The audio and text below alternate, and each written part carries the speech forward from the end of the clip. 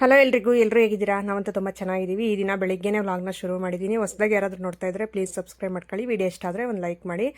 ನೀರು ಬಿಟ್ಟಿದ್ರು 5 ಗಂಟೆ ಅಷ್ಟರಲ್ಲಿ ನೀರೆಲ್ಲ ಇಟ್ಕೊಂಡು ಈಚೆ ಕಡೆದೆಲ್ಲ ತೊಳೆದು ಬಟ್ಟೆನೂ ಒಗೆದು ಎಲ್ಲ ಒಣ ಹಾಕಿದ್ದೀನಿ. ಈಗ ವ್ಲಾಗ್ನ ಶುರು ಮಾಡಿದೆ. ಯಾಕಂದರೆ ಡೈಲಿ ಒಂದು ವ್ಲಾಗ್ನ ನಾನು ನಿಮ್ಮ ಜೊತೆ ಶೇರ್ ಮಾಡ್ಕೋಬೇಕಂದ್ರೆ ನನ್ನ ಕೆಲಸದ ಜೊತೆ ನನ್ನ ವೀಡಿಯೋನೂ ಶುರು ಆಗಬೇಕಾಗುತ್ತೆ. ಇಲ್ಲಾಂದರೆ ನಮ್ಗೆ ವ್ಲಾಗ್ಸೇ ಸಿಗೋಲ್ಲ. ಆವಾಗ ಡೇ ಬೈ ಡೇ ಇಲ್ಲ 2 ಡೇಸ್ಗೆ ಒಂದ್ಸರಿ ಹಾಕಬೇಕಾಗುತ್ತೆ. ರೆಗ್ಯುಲರ್ಲಾಗಿ ನೋಡೋರಿಗೆ ಬೇಜಾರು ಅನಿಸುತ್ತೆ. ಸಿಸ್ಟರ್ ಸ್ವಲ್ಪ ಜನ ಹೇಳ್ತೀರಾ, ಸಿಸ್ಟರ್ ಡೈಲಿ ವ್ಲಾಗ್ಸ್ನ ಅಪ್ಲೋಡ್ ಮಾಡಿ, ನಮ್ಗೆ ತುಂಬ ಇಷ್ಟ ನೋಡೋದಕ್ಕೆ ಅಂತಂದು ಹೇಳ್ತಾ ಇರ್ತೀರಾ. ನಿಮಗೋಸ್ಕರ ನನಗೆ ಸ್ವಲ್ಪ ರಿಸ್ಕ್ ಆದರೂ ಪರವಾಗಿಲ್ಲ. ನಾನು ಇದರಲ್ಲಿ ಏನಾದರೂ ಸ್ವಲ್ಪ ಇದು ಮಾಡ್ಬೋದು, ನಿಮ್ಮ ಜೊತೆ ನನ್ನ ಜೀವನ ಶೈಲಿನ, ನನ್ನ ಲೈಫ್ ಸ್ಟೈಲಿನ ತೋರಿಸ್ಕೋಬೋದು ಅಂತಂದು ಹೇಳ್ಬಿಟ್ಟು ವ್ಲಾಗ್ಸ್ ಮುಖಾಂತರ ತೋರಿಸ್ತಾ ಇರ್ತೀನಿ. ಹಾಗಾಗಿ ನೀರೆಲ್ಲ ಇಟ್ಕೊಂಡಿದ್ದಾಯ್ತು. ಈಚೆ ಕಡೆನೂ ತೊಳೆದು ಬಾಗಿಲೆಲ್ಲ ನೋಡಿ ಬಳೆದು ಬಟ್ಟಿಟ್ಟಿದ್ದೀನಿ. ಹೂವೊಂದು ಇಡಬೇಕು, ಬ್ಯಾಲೆನ್ಸ್ ಇದೆ. ಹೂವು ಇಟ್ಟರೆ ಹೊರಗಡೆ ಕೆಲಸ ಎಲ್ಲ ಮುಗಿಯುತ್ತೆ. ಇನ್ನು ಒಳಗಡೆ ಕೆಲಸ ಬಾಕಿ ಇದೆ, ಅದನ್ನು ಕ್ಲಿಯರ್ ಮಾಡ್ಕೊಂಡು ಇದು ಬೆಡ್ರೂಮಲ್ಲಿ ಇಟ್ಕೊಳ್ಳಿ ಸಿಸ್ಟರ್, ಹಾಲಲ್ಲಿ ಚೆನ್ನಾಗಿ ಕಾಣಿಸ್ತಾ ಇಲ್ಲ ಅಂತ ಒಬ್ಬರು ಕಾಮೆಂಟ್ ಮಾಡಿದ್ರಿ.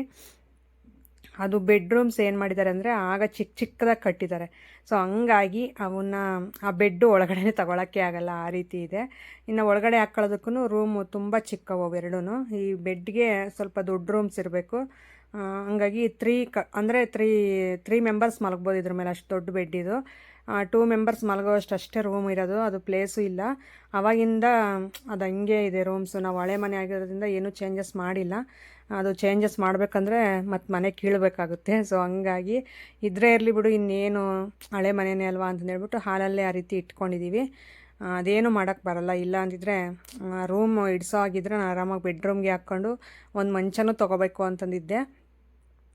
ಆಮೇಲೆ ಅಳತೆ ಎಲ್ಲ ಮಾಡಿದ್ವಿ. ಬೆಡ್ ಬಂದಾದಮೇಲೆ ನೋಡ್ತೀವಿ ರೂಮ್ ಇಡಿಸ್ತಾ ಇಲ್ಲ, ಪ್ಲೇಸೇ ಇಲ್ಲ ಅದು ಬೆಡ್ಗೆ. ಸರಿ ಬಿಡು ಆಯಿತು, ಹಾಲಲ್ಲೇ ಹಾಕ್ಕೊಂಡು ಮಲಗೋದು, ಹಾಗೆ ಎತ್ತಿಡೋದು ಅಂತ ಹೇಳ್ಬಿಟ್ಟು ಆ ರೀತಿ ಮಾಡ್ತಾಯಿದ್ದೀವಿ. ನನಗೂ ಸ್ವಲ್ಪ ಮೆಸ್ಸಿಯಾಗಿಡೋಕ್ಕೆ ಮನೆ ಇಷ್ಟ ಆಗಲ್ಲ. ಸ್ವಲ್ಪ ಕ್ಲೀನಾಗಿ ನೀಟಾಗಿ ಇಟ್ಕೊಳ್ಳೋಕ್ಕೆ ತುಂಬ ಇಷ್ಟ. ಹಾಗಾಗಿ ಇನ್ನು ಇಡೋಕ್ಕಾಗೋದೇ ಇಲ್ಲ, ಆ ಥರ ಅನಿವಾರ್ಯ ಇದೆ. ಹಂಗಾಗಿ ಹಾಲಲ್ಲೇ ಇಟ್ಕೊಂಡಿದ್ದೀವಿ. ಹೇಳಿದ್ರಿ ಸಿಸ್ಟರ್ ಒಬ್ಬರು, ಅದಕ್ಕೋಸ್ಕರ ನಾನು ನೀಟಾಗಿ ಎಕ್ಸ್ಪ್ಲೈನಾಗಿ ಹೇಳಿದ್ದೀನಿ ವೀಡಿಯೋದಲ್ಲೇ. ನಾನಿನ್ನು ಪಾತ್ರೆ ತೊಳೆಯೋಕ್ಕೆ ಅಂತ ಈಚೆ ಕಡೆ ಬಂದೆ. ನೋಡಿ, ಅದರಲ್ಲಿ ಒಂದು ಸ್ವಲ್ಪ ಪಾತ್ರೆಗಳು ನಾನು ಒಂದು ಚೀಲದಲ್ಲಿ ಕಟ್ಟಿಟ್ಟಿದ್ದೆ. ಅದು ಟ್ರೇನು ಮತ್ತು ಆ ಥರ ಈರುಳ್ಳಿ ಹಾಕೋದು ಪುಟ್ಟಿ ಅದೆಲ್ಲನೂ. ಅವನ್ನ ತಗೊಂಡೆ ಇವತ್ತು. ಅದಕ್ಕೆ ಸ್ವಲ್ಪ ಏನಾದರೂ ಹಾಕಿಡೋದಕ್ಕೆ ಹಂಗೆ ಬರುತ್ತೆ ಅಂತಂದು ಸುಮ್ಮನೆ ತಗೊಂಡಿರೋವೆಲ್ಲ ಎತ್ತಿಡೋದು, ಆಮೇಲೆ ಏನೂ ಇಲ್ಲ ಅಂತ ಪರದಾಡೋದು, ಈ ಥರ ಆಗ್ಬಿಟ್ಟೈತೆ. ತುಂಬ ಮನೆಗೆ ಐಟಮು ಪಾತ್ರೆಗಳು ತೊಗೊಬಿಟ್ವಿ. ಅವಾಗ ಸುಮ್ಮನೆ ವೇಸ್ಟ್ ಅನಿಸ್ತೈತೆ ನನಗಂತೂ. ತುಂಬ ದುಡ್ಡು ಬರೀ ಅದ್ರ ಮೇಲೆ ಇನ್ವೆಸ್ಟ್ ಮಾಡಿದ್ದೀವಿ ನಾವು. ಅದೇನೋ ಅಂತಾರಲ್ಲ, ಯಾರೋ ಇದು ಮಾತಿಗೆ ಹೋಗ್ಬಿಟ್ಟು ನಾವು ಇದು ಮಾಡ್ಕೊಂಡ್ವಿ ಅನ್ನೋ ಥರ. ಅವಾಗಿಂದ ನನಗೆ ಬುದ್ಧಿ ಬಂದಿದ್ದು. ಯಾರ್ದೇನು ಕೇಳಬಾರ್ದು, ಈ ಕಿವಿಲಿ ಕೇಳಿದ್ರೆ ಈ ಕಿವಿಲಿ ಬಿಟ್ಬಿಡ್ಬೇಕು ಅನ್ನೋದು ನಾನು ಅವಾಗಿಂದನೇ ರಿಯಲೈಸ್ ಆಗಿದ್ದು. ಯಾಕೆಂದರೆ ಯಾರೋ ಏನೋ ಇವಳಿಗೆ ಏನೂ ಇಲ್ಲ ಅಂತ ಅಂದಿದ್ದಕ್ಕೆ ನಾನು ಎಲ್ಲ ತಗೊಂಡು ತೋರಿಸೋದ್ರಲ್ಲಿ ಅದೇನೂ ಇದಿಲ್ಲ.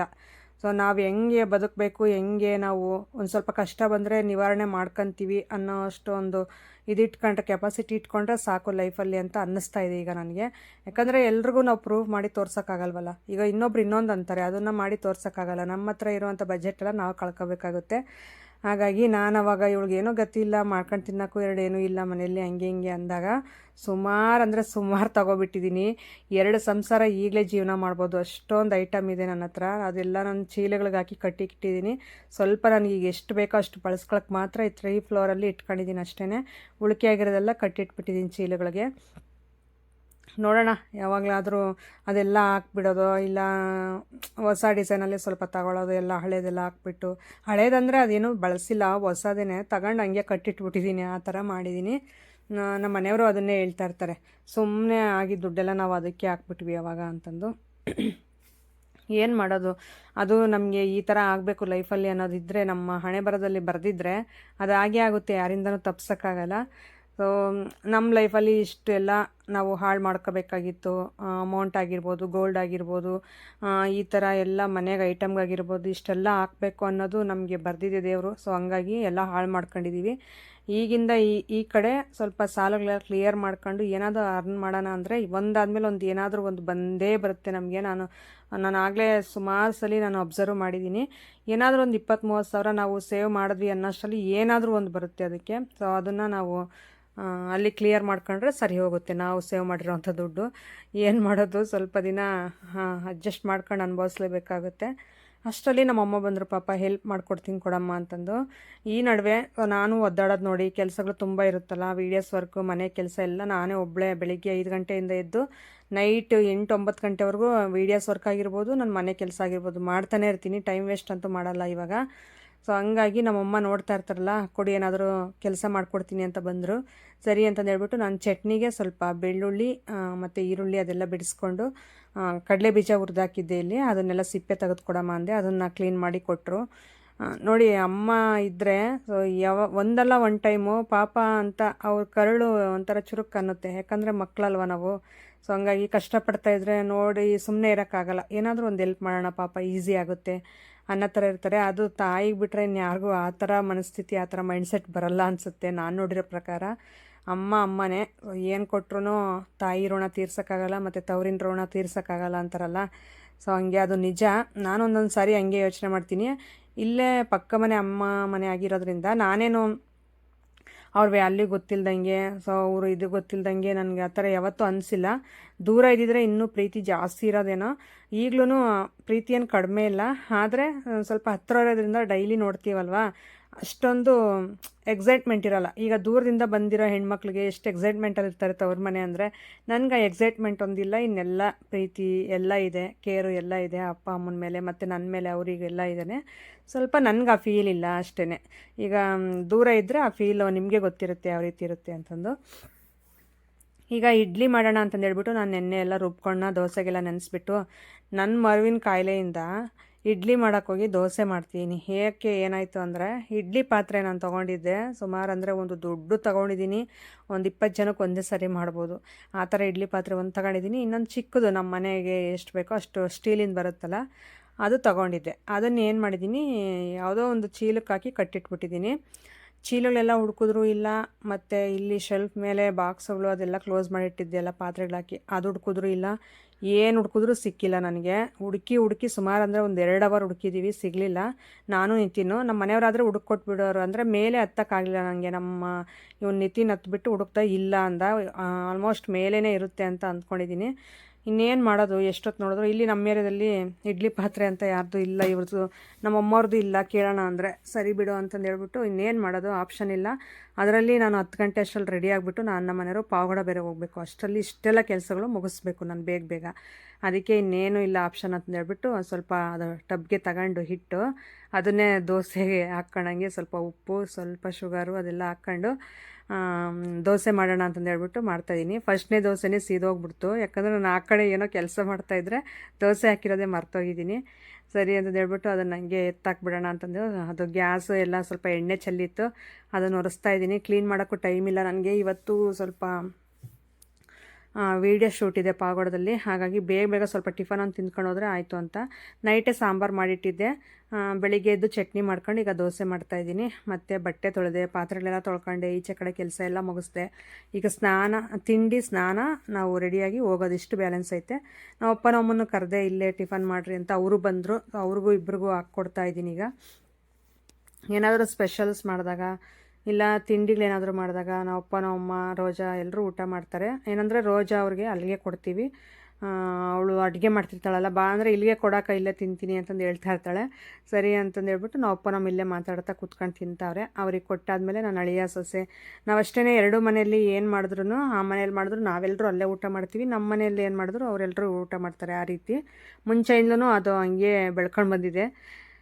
ಈಗ ನನ್ನ ಮಗ ತಿಂತೀನಿ ಅಂತ ಬಂದ ಅಷ್ಟರಲ್ಲಿ ನಮ್ಮ ಅಮ್ಮನಿಗೆ ಇನ್ನೊಂದು ದೋಸೆ ಹಾಕ್ಬಿಡ್ತೀನಿ ತಾಳೋ ತಿನ್ನಿವಂತೆ ಅಂತ ಅಂದರೆ, ಹಾಕಮ್ಮ ಹೊಟ್ಟೆ ಹಸಿತೈತೆ ಬೇಗ ಅಂದ. ಸಾಂಬಾರು ಹಾಕಂದ್ರೆ ನನಗೆ ಬೇಡ ಅಂತಿದ್ದಾನೆ ಅವನು. ಹಂಗೆ ಅವನು ಒಂಥರ ಚಟ್ನಿ ಒಂದಿದ್ರೆ ಸಾಕು. ಈ ಸಾಂಬಾರುಗಳು, ಸಾಗುಗಳು, ಪಲ್ಯಗಳು ಈ ಥರ ಏನೂ ತಿನ್ನಲ್ಲ ಜಾಸ್ತಿ. ಇವನು ಗೋರಿಕಾಯಿ ಪಲ್ಯ ಆ ಥರ ಮಾಡಿದ್ರೆ ತಿಂತಾನೆ. ಸೊ ನೋಡಿ ಈಗ ತಿಂತಾವನೆ. ಹೆಂಗೈತೋ ಅಂದರೆ ಚೆನ್ನಾಗೈತಮ್ಮ ಅಂತಂದು ಹೇಳ್ದ. ಸ್ನಾನ ಮಾಡ್ಕೊಂಡು ಆಲ್ರೆಡಿ ರೆಡಿಯಾಗಿ ಈಗ ಟಿಫನ್ ಮಾಡ್ತಾವನು ಅವನು. ನಾನು ಇನ್ನೇನು ದೋಸೆ ಎಲ್ಲ ಮಾಡಿಕೊಟ್ಟು ಈಗ ಉಳಿಕೆಯಾಗಿರೋ ದೋಸೆ ಹಿಟ್ಟಿತ್ತಲ್ಲ ಅದನ್ನು ಚಿಕ್ಕ ಬಾಕ್ಸ್ಗೆ ಹಾಕಿಡೋಣ ಅಂತಂದು ನೈಟ್ ನಾನು ದೊಡ್ಡ ಬಾಕ್ಸಲ್ಲಿ ಹಾಕಿಟ್ಟಿದ್ದೆ. ಇನ್ನೇನು ಎಲ್ಲರೂ ತಿಂದರು. ನಮ್ಮ ಮನೆಯವರು ಕೆಲ್ಸಕ್ಕೆ ಹೋಗಿದ್ರು, 10 ಗಂಟೆ ಅಷ್ಟರಲ್ಲಿ ಬರ್ತೀನಿ ಅಂದರು. ಅವರು ಅಲ್ಲಿ ಟಿಫನ್ ಮಾಡ್ಕೊಂಡು ಬರ್ತಿದ್ದಾರಂತೆ. ಸರಿ ಅಂತ ಇನ್ನು ಉಳಿಕೆಯಾಗಿರೋದು ಏನಕ್ಕೆ ಹೊರಗಡೆನೇ ಇಟ್ಟರೆ ಚೆನ್ನಾಗಿರಲ್ಲ ಅಂತಂದು ಈಗ ಫ್ರಿಜ್ಗೆ ಎತ್ತಿಡೋಣ ಅಂತಂದು ಎಲ್ಲ ನೀಟಾಗಿ ಚಿಕ್ಕ ಬಾಕ್ಸ್ಗೆ ಹಾಕ್ತಾಯಿದ್ದೀನಿ. ಇದು ಪ್ಲಾಸ್ಟಿಕ್ ಅಂದ್ಕೊಂಡಿದ್ದೀರಾ, ಪ್ಲಾಸ್ಟಿಕ್ ಅಲ್ಲ, ಇದು ಫೈಬರು. ಸೊ ದೋಸೆ ಹಿಟ್ಟು ಇಂಥವಕ್ಕೆಲ್ಲ ಫಾರ್ಮೇಟ್ ಆಗೋದಕ್ಕೆ ಇಂಥದ್ರಲ್ಲಿ ಇಟ್ಟರೆ ಚೆನ್ನಾಗಿರುತ್ತೆ. ಸ್ಟೀಲಲ್ಲಿ ಸಿಲ್ವರಲ್ಲಿ ಇಟ್ಟರೆ ಅಷ್ಟು ಚೆನ್ನಾಗಿರಲ್ಲ. ಸೊ ಹಂಗಾಗಿ ನಾನು ಇದರಲ್ಲೇ ಫೈಬರಲ್ಲೇ ಬಳಸ್ಕೊತೀನಿ. ಈಗ ಉಳಿಕೆ ಆಗಿರೋದೆಲ್ಲ ನೀಟಾಗಿ ಕೈಯಲ್ಲಿ ರೀತಿ ಅಂದು ತುಂಬ ಚೆನ್ನಾಗಿ ಬಂದಿತ್ತು. ಬ್ಯಾಟರ್ ಅಂತೂ ಸಖತ್ತಾಗಿತ್ತು. ಇಡ್ಲಿ ಆಗಿದ್ದರೂ ಸಖತ್ತಾಗಿ ಬಂದಿರೋದು. ಏನು ಮಾಡೋದು, ಸೊ ಇಡ್ಲಿ ಪಾತ್ರೆ ಸಿಕ್ಕಿಲ್ಲ. ನೆಕ್ಸ್ಟ್ ಟೈಮ್ ನಾನು ಅದನ್ನು ಫಸ್ಟ್ ನಮ್ಮ ಮನೆಯವರು ಮನೇಲಿದ್ದಾಗ ಒಂದೇ ಫುಲ್ ಹುಡುಕ್ಬಿಟ್ಟು ಅದು ಎಲ್ಲಿದೆಯೋ ತೊಗೊಂಡು ನೆಕ್ಸ್ಟ್ ನಾನು ಇಡ್ಲಿ ಮಾಡ್ತೀನಿ ಇನ್ನೊಂದು ವೀಕ್ ಬಿಟ್ಟು. ಆವಾಗ ನಾನು ಶೇರ್ ಮಾಡ್ಕೊತೀನಿ. ಈಗ ಸದ್ಯಕ್ಕೆ ನಾನು ದೋಸೆ ಮಾಡ್ಕೊಂಡೆ, ಎಲ್ಲರೂ ತಿಂದಿದ್ದಾಯಿತು. ನಾನು ಇನ್ನೂ ತಿಂದಿಲ್ಲ, ಸ್ನಾನ ಮಾಡ್ಕೊಂಡು ಬಂದು ತಿನ್ನಬೇಕು. ಈಗ ನೋಡಿ ಅಷ್ಟು ಬಂತು. ಇನ್ನೊಂದು ದಿನ ನಾವೆಲ್ಲರೂ ತಿನ್ಬೋದು, ಅಷ್ಟು ಇಟ್ಟಿದೆ. ಅದನ್ನು ಮಧ್ಯಾಹ್ನ ಬಂದು ಒಂದೆರಡು ಹಾಕ್ಕೊಂಡು ತಿನ್ನಬೇಕು ಅಂತ ಅಂದ್ಕೊತಾ ಇದ್ದೆ. ಯಾಕಂದರೆ ತುಪ್ಪನೂ ಎಣ್ಣೆ ಜೊತೆ ಹಾಕ್ಕೊಂಡ್ರೆ ಸಖತ್ತಾಗಿರುತ್ತೆ. ಹಂಗಾಗಿ ಇನ್ನೊಂದು ಚಪಾತಿಗೆ ಆಯಿಲ್ ಸ್ವಲ್ಪ ಕಡಿಮೆ ಹಾಕಿ ಅಂತಂದು ಹೇಳಿದ್ರಿ, ಕಾಮೆಂಟ್ ಮಾಡಿದ್ರಿ. ಚಪಾತಿಗೆ ನನಗೆ ಕಡಿಮೆ ಹಾಕೋಕ್ಕಾಗಲ್ಲ, ಯಾಕಂದರೆ ನನಗದು ಮುಂಚೆಯಿಂದಲೂ ಅಭ್ಯಾಸ. ಅದು ನಾವೇನು ವೀಕ್ಲಿ ಒನ್ಸೋ ಇಲ್ಲ 15 ದಿನಕ್ಕೆ ಒಂದು ಸರಿ ಮಾಡಲ್ಲ ಚಪಾತಿನ. ತಿಂಗ್ಳಿಗೆ ಒಂದು ಸರಿ ಮಾಡಿದ್ರೆ ಸಾಕಾಗಿರುತ್ತೆ. ಆವಾಗಲಾದರೂ ಆ ಥರ ಎಣ್ಣೆ ಹಾಕ್ಕೊಂಡು ತಿಂದರೆ ಸಮಾಧಾನ ನನಗೆ. ಅದಕ್ಕೋಸ್ಕರ ಹಂಗೆ ಹಾಕ್ತೀನಿ. ಚಪಾತಿ ವಿಷಯದಲ್ಲಿ ಮಾತ್ರ ಎಣ್ಣೆ ಮಾತ್ರ ಕಡಿಮೆ ಹಾಕಲ್ಲ. ನಂಗೆ ತುಂಬ ಇಷ್ಟ ಆ ರೀತಿ ಜಾಸ್ತಿ ಎಣ್ಣೆ ಹಾಕ್ಕೊಂಡು ತಿನ್ನೋದು. ಒನ್ ಟೈಮ್ಗೆ ಏನೂ ಆಗಲ್ಲ ಅಂತ ಅನಿಸುತ್ತೆ ನನಗೆ. ಹಾಗಾಗಿ ನಾನು ಹಂಗೆ ಹಾಕ್ಕೊಂಡು ತಿಂತಾಯಿರ್ತೀನಿ. ಅದು ಅಭ್ಯಾಸ ಮುಂಚೆಯಿಂದಲೂ. ಈಗ ಉಳಿಕೆ ಆಗಿರೋದು ಅಲ್ಲಿ ಫ್ರಿಡ್ಜಲ್ಲಿ ಇಡೋಣ ಅಂತ ಬಂದರೆ ಇಲ್ಲಿ ಎಲ್ಲ ಕಡೆ ಟ್ರೈ ಮಾಡ್ತಾಯಿದ್ದೀನಿ, ಎಲ್ಲಿ ಇಡಿಸುತ್ತೆ ಈ ಬಾಕ್ಸು ಅಂತಂದು. ಅಲ್ಲಿ ಮೇಲೆ ಇಡಿಸುತ್ತೇನೋ ಅಂತ ನೋಡಿದೆ, ಚಿಕ್ಕದಾಗಿತ್ತಲ್ಲ ಬಾಕ್ಸ್, ಅದಕ್ಕೆ ಇಡಿಸ್ಲಿಲ್ಲ. ಹಂಗಾಗಿ ಕೆಳಗಡೆ ಟ್ರೇ ಅಂದರೆ ನಾನು ಹೂವು ಏನಾದರೂ ತರಕಾರಿ ಆ ಥರ ಇಡ್ತೀನಲ್ಲ, ಆ ಟ್ರೇ ತೆಗೆದ್ರೆ ಆರಾಮಾಗಿ ಆಗುತ್ತೆ. ಸರಿ ಅಂತಂದು ಹೇಳ್ಬಿಟ್ಟು ಸ್ವಲ್ಪ ದಿನ ಹೊರಗಡೆನೇ ಇರಲಿ ಆ ಟ್ರೇ ಅಂತ ಹೂವು ಅದೆಲ್ಲ ತೆಗೆದು ಸೈಡ್ಗೆ ಇಟ್ಕೊಂಡು ದೋಸೆ ಹಿಟ್ಟಿನ ಬಾಕ್ಸ್ ಮಾತ್ರ ಅದರಲ್ಲಿಟ್ಟು ಈಗ ಕ್ಲೋಸ್ ಮಾಡ್ತಾಯಿದ್ದೀನಿ. ಫ್ರಿಡ್ಜ್ ಇದ್ದರೆ ತುಂಬ ಹೆಲ್ಪ್ ಆಗುತ್ತೆ. ಈ ಥರ ಏನಾದರೂ ಮೇಯ್ನ್ ಇಡಬೇಕಾದ್ರೆ, ಈಗ ನಾವು ಒಬ್ಬಟ್ಟು ಏನಾದರೂ ಮಾಡಬೇಕಾದ್ರೆ, ಹೂರಣ ಏನಾದರೂ ಮಿಕ್ಕಿದ್ರೆ ಅಂಥ ಟೈಮಲ್ಲೆಲ್ಲ ತುಂಬ ಯೂಸ್ ಆಗುತ್ತೆ ಫ್ರಿಡ್ಜು.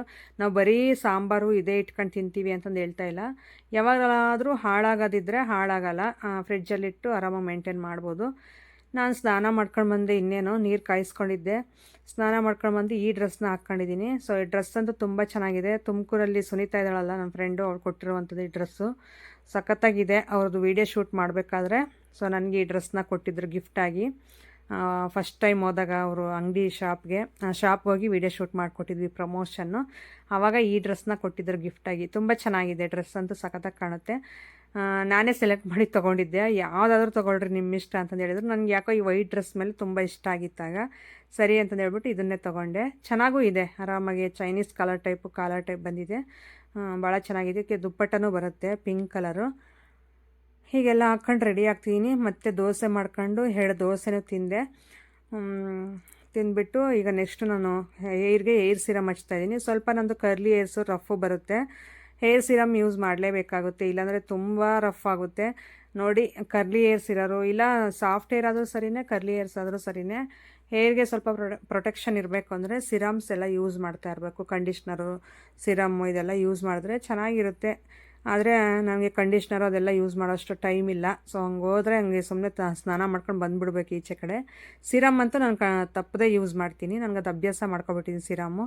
ಯಾಕಂದರೆ ಆ ರೀತಿ ಹಚ್ಕೊಳ್ಳೋದಷ್ಟೇ ಅಲ್ವಾ. ಕಂಡೀಷ್ನರ್ ಆದರೆ 10 ಮಿನಿಟ್ಸ್ ವೆಯ್ಟ್ ಮಾಡಬೇಕು, ಆ ಥರ ಪ್ರೋಸೆಸ್ ಇರುತ್ತೆ.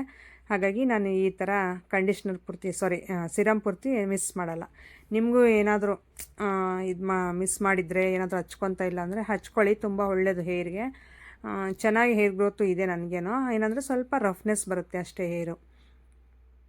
ನೋಡಿ ಎಲ್ಲ ಇದು ಮಾಡ್ಕೊಂಡು ನಮ್ಮ ಮನೆಯವ್ರು ಕಾಲ್ ಮಾಡಿ ಹೇಳಿದೆ, ಬನ್ನಿ ಟೈಮ್ ಆಯಿತು ಅಂದರೆ ಬರ್ತಾಯಿದ್ದೀನಿ ಆಲ್ರೆಡಿ ಅಂತ ಅಂದರು. ಸರಿ ಅಂತಂದು ಅವ್ರು ಬರೋಷ್ಟರಲ್ಲಿ ನಾನು ರೆಡಿಯಾಗಿ ಇನ್ನೇನು ಹೊರಟ್ವಿ. ನೋಡಿ ಅವರು ಬಂದರು. ಪಾವಗಡ ಹೋಗ್ತಾಯಿದ್ದೀವಿ. ಪಾವಗಡ ಏನಕ್ಕೆ ಅಂದರೆ ಒಂದು ಕೋಚಿಂಗ್ ಸೆಂಟರ್ದು ಪ್ರಮೋಷನ್ ಇತ್ತು, KS ಕೋಚಿಂಗ್ ಸೆಂಟ್ರದು. ಹಾಗಾಗಿ ಅಲ್ಲಿ ಯಾರಿಗಾದ್ರೂ ಯೂಸ್ ಆಗುತ್ತೆ. ಮತ್ತು ಅವರು ಕರೆದಿದ್ರು, ಸೊ ಬನ್ನಿ ಈ ಥರ ವೀಡಿಯೋ ಶೂಟ್ ಮಾಡಿಕೊಡಿ ಅಂತಂದು ಹೇಳಿದರು. ಸರಿ ಅಂತಂದು ಹೇಳ್ಬಿಟ್ಟು ಈಗ ಪಾವಗಡ ಹೋಗ್ತಾಯಿದ್ವಿ. ನಾನು ನಮ್ಮ ಮನೆಯವ್ರು ಮಾತಾಡ್ತಾ.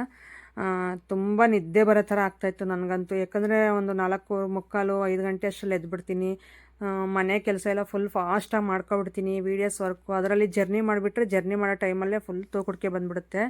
ನಿದ್ದೆ ಬರ್ತಾನೆ ಇತ್ತು. ಆಮೇಲೆ ಇಲ್ಲಿಗೆ ಬಂದಮೇಲೆ ಸ್ವಲ್ಪ ಕ್ಲಿಯರ್ ಆಯಿತು ನನಗೆ. ಇಲ್ಲಿ ಟೀಚಿಂಗ್ ಎಲ್ಲ ಮಾಡ್ತಾಯಿದ್ರು. ಅವ್ರ ಹತ್ರ ಸ್ವಲ್ಪ ವೀಡಿಯೋ ಶೂಟ್ ಮಾಡ್ಕೊಂಡು ಮತ್ತು ಇವರೇ ನಮ್ಮನ್ನೇನು ಕರೆದಿದ್ದಿಲ್ಲಿಗೆ.